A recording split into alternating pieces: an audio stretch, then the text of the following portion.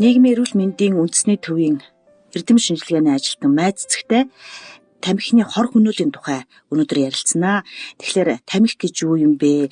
За тамхи нь одоо хүний эрүүл мэндэд хэрхэн нөлөөлдөг юм бэ? Энэ тухай ярья.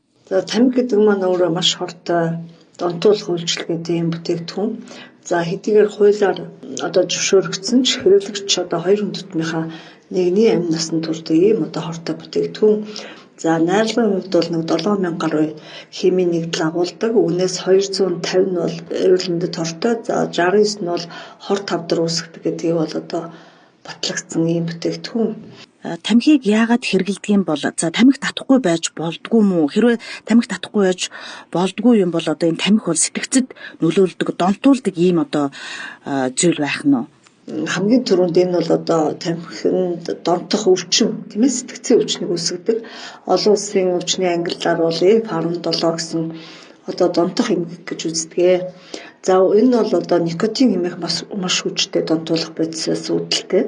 За энэ одоо шин чанарыг ашиглаад нэг хэсэг нь эрүүл мэнд эдийн засгаараа хөгжиж байхад нөгөө хэсэг нь одоо ашиг орлого олох зэвсгээ болгож ингэж амьдардаг ийм хоёр талтай.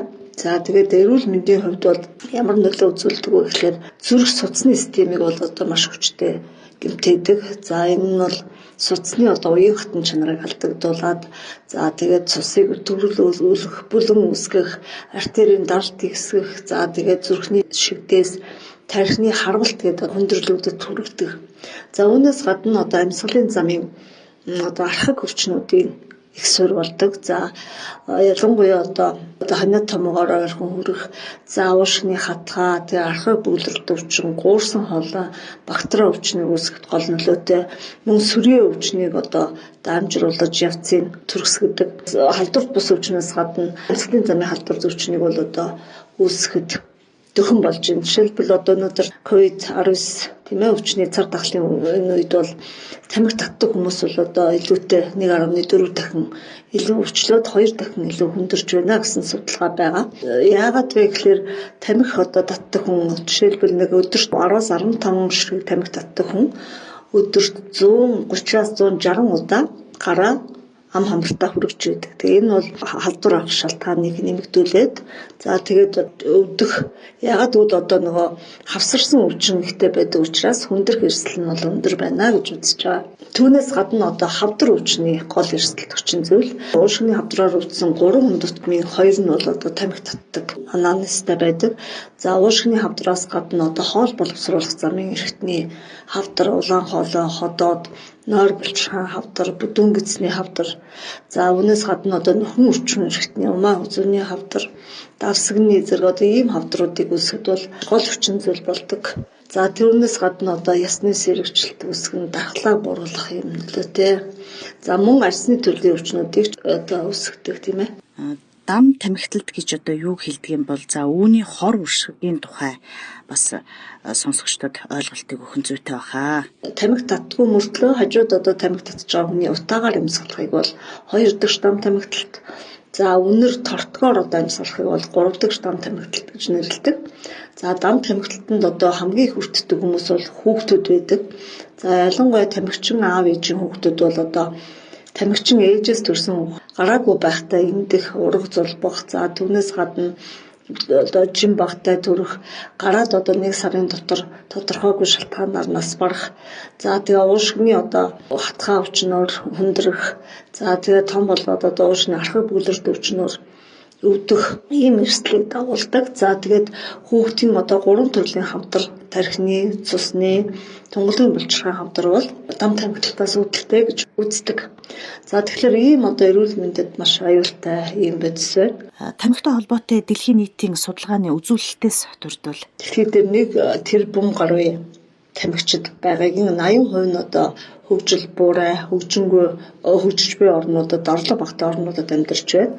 За тэгээд орлого тийм ээ боловсролын хэмжээ одоо боловсролын байдал бага байх тусмаа тамхины хэрэглээ өндөр байгаа нь бол харагдаж байгаа.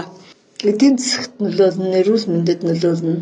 За тэгээ ер нь бол одоо амьдралын чанарыг бууруулах, ядуур хүргэдэг юм бүтээгдэхүүн. Монгол улсад тамхины хэрэглээ ер нь ямар түвшинд байдаг юм бол? Бид нар одоо нэг 5 жил тутам судалгаагаар гаргадаг халдвар бус өвчний эрсдэл хүчин зүйлийг судалсан судалгаагаар манай улсын 15-аас 64 насны хүн амын 24.2% нь бол одоо тамхи татж байна. Энэ 4 хүн тутмын нэг гэсэн үг. За 2 эрэгтэй тутмын 20 эмэгтэй тутмын нэг нь бол тамхи татж байна. За тамхины хэрэглээ бол одоо сүүлийн үед залуучж байна. 2009 онд одоо 21 настай тамхи татж эхэлж байсан бол одоо 18.9 болтлоо залуучсан. За тэрч байтугай одоо дунд сургуулийн сурагчдын дунд одоо электрон тамхины хэрэглээ гэтэл 3.5% таа байна. Сүүлийн үед одоо тамхинаас гарч байгаа гэд электрон тамхиг их татдаг болсон байна. Энэ тал дээр уламжлал тамхины янжуур тамхины хэрэглээ дэлхийд даяар буураад ирэхийн одоо зэрэгцээ электрон тамхины хэрэглээ одоо өсөж байгаа юм хандлагатай байна. Электрон тамхиг бол одоо никотин агуулаагүй дамжуулах систем гэдэг одоо янз янзаар нэрлэдэг л дээ.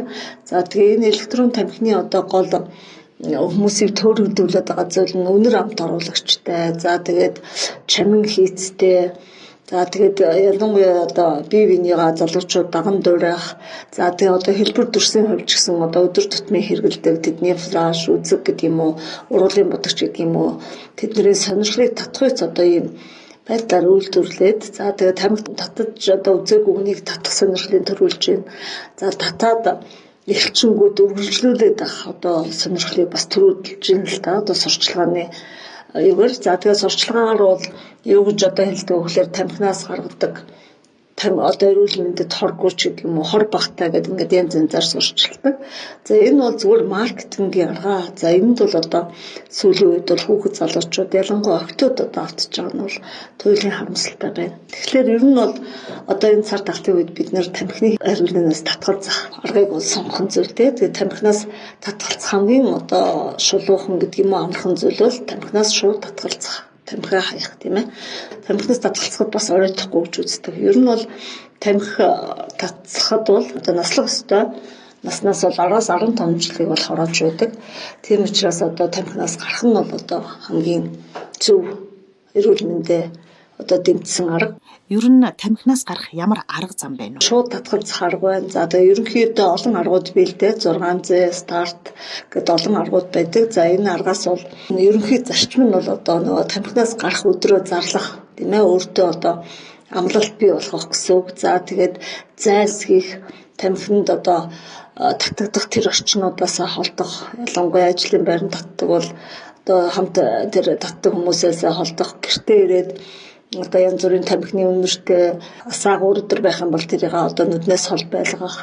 За тэгээд яг тамхи татах тэр одоо агшинд өөрийн одоо эрүүл мэндэд ээлтэй зуршлыг бий болгох, одоо гүнзгий амьсгалын дасгал хийх, ус уух ч гэдэг юм уу тий халуун бүлээн шингэн уух.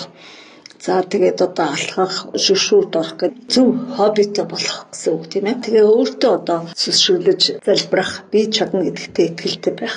Ер нь тамхинаас гарахад хизээ бэлэн болдог вэ гэхлээр тамхины одоо хор хөнөөлийг 100% зөв мэдээлэлээс зөв их сурвалжаас авч одоо өөртөө дүгнэлт хийсэн байх.